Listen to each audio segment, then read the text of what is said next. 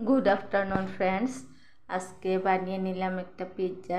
सब समय तो दुकान থেকে কিনে খাওয়া হয়। आज मेर आबदारे बानिए निलाम घरे एक होममेड पिज्जा। এখানে আমি ময়দা নিয়ে নিয়েছি 2 কাপ আর মাঝখানে একটু ফাঁকা করে এখানে দিয়ে দিচ্ছি আমি বেকিং পাউডার 1 চামচ আর এখানে দিয়ে দেব আমি দই, ঘরে পাতার দই, এটা টক দই 1-2-3 চামচ মতো দিয়ে দেব আর এটা একটু রেখে দেব ফরমেট হওয়ার জন্য।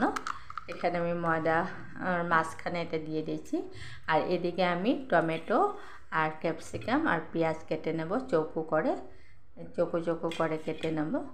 এইভাবে মাঝখানে আমি কেটে সবগুলো ক্যাপসিকাম, একটা পেঁয়াজ আর একটা টমেটো দিয়ে আমি কেটে রাখলাম। আর এদিকে দেখো এই যে ফরমেট হয়ে গেছে, দই আর বেকিং পাউডার দিয়ে রেখে দিয়েছিলাম। আর এখন আমি ভালোভাবে ডোটা বানিয়ে নেব। ময়দাটা দিয়ে একটু দই দিয়ে বানাতে লাগবে। আর যদি একটু শুকনা অনুভব হয় তাহলে আরও 1-2 চামচ দই দিয়ে ডোটা তৈরি করে নিতে হবে। এখন এখানে একটু লুজ হয়ে গেছে তাই আমি আরেকটু ময়দা দিয়ে মেখে নেব। অল্প, বেশি ঢিলা টাইটও করতে হবে না আর বেশি শক্ত করতে হবে না। এইভাবে একটা ডো তৈরি করতে হবে। এইভাবে আমি ভালোভাবে ডোটা মেখে নিলাম আর একটু সময় দেখুন এরকম সুন্দর হয়েছে, নরম। আর এদিকে আমি 4টা ভাগে ভাগ করে নিলাম, কেননা 2টা পিজ্জা বানানো হবে তার জন্য আমি 4টা ভাগ করে নিলাম। একটা বড় লিচি কাটবো আর 2টো ছোট ছোট।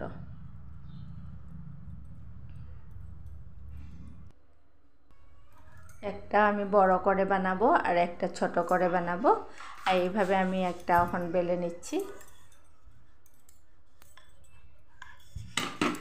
এইভাবে আমি একটা গোল করে বেলে নিচ্ছি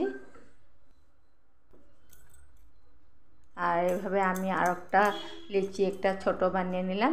এখন যেটা নিয়েছি সেটা হলো একটু বড় বানাবো, একটু বড় করে লিচিটা বানাবো, গোল করব রুটির মতো, একটু মোটা থাকবে। আর এইভাবে দেখুন আমি রুটিটা মতন বানিয়ে নিয়েছি বড় করে।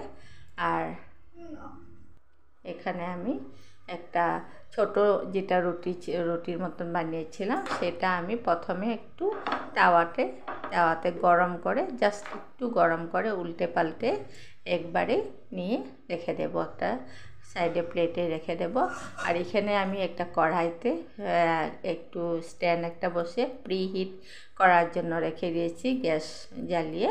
আর এখানে দেখুন এই যে বড় যে বানিয়েছিলাম বড় রুটির গোল্লাটা, এটা একটু বড় করে মেলে দিয়েছি আর এরকম একটা স্টিলের প্লেট নিয়ে নিচ্ছি। আপনাদের কাছে যদি ফ্রাইং প্যান বা ছোট ফ্রাইংয়ের ননস্টিকের প্লেটের মতো থাকে ওটা তো নিতে পারো। আর আমি এখানে একটু চিজ কুচি করে কেটে ছড়িয়ে দিয়েছি। এখানে চিজ স্প্রেডটাও দিলে ভালো হয়। আমি চিজ স্প্রেডটা ছিল না তাই আমি আমুল বাটার চিজ যেটা এটা কুচি করে কেটে আমি দিয়ে দিলাম।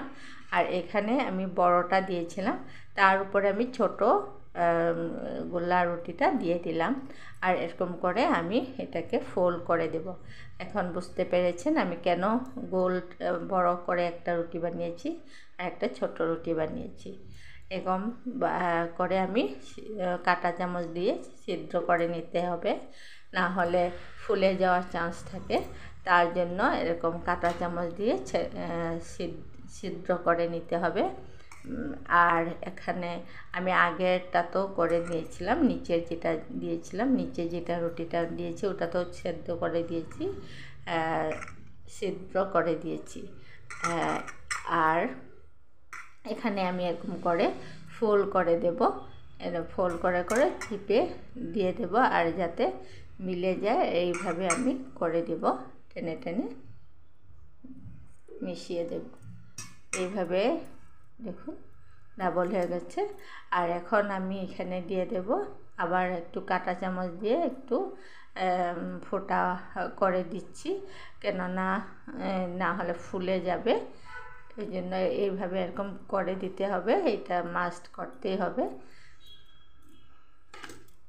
এখন আমি টমেটোর সস ঘরেও বানিয়ে নিতে পারো। 4টা টমেটো বয়েল করে পেঁয়াজ রসুন দিয়ে তেলের মধ্যে ভেজে বানিয়ে নিতে পারো, একটু লাল মির্চ গুঁড়ো আর চিলি ফ্লেক্স দিয়ে। আমি এখন করছি না, আমি এখানে টমেটো সস যেটা ছিল, যেটা টমেটো সস থাকে ওটি আমি দিয়ে নিচ্ছি।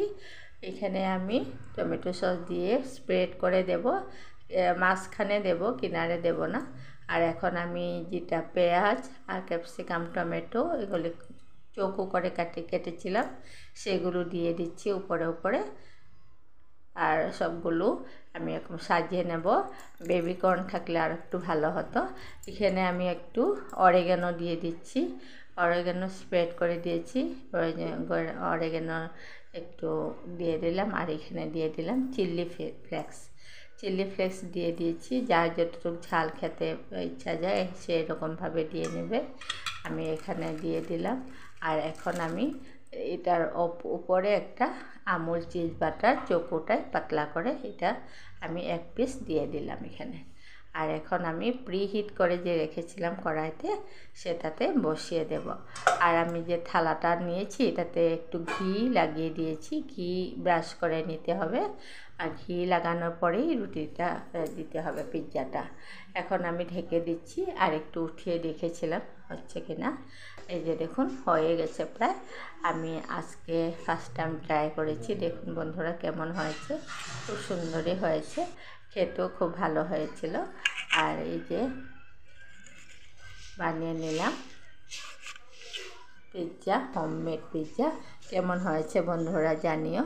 আমার এই পিৎজা বানানোর স্টাইলটা তোমরা কেমন করে বানাও জানাবে। আজকের মতো এখানেই কমেন্টে জানিও কেমন হয়েছে।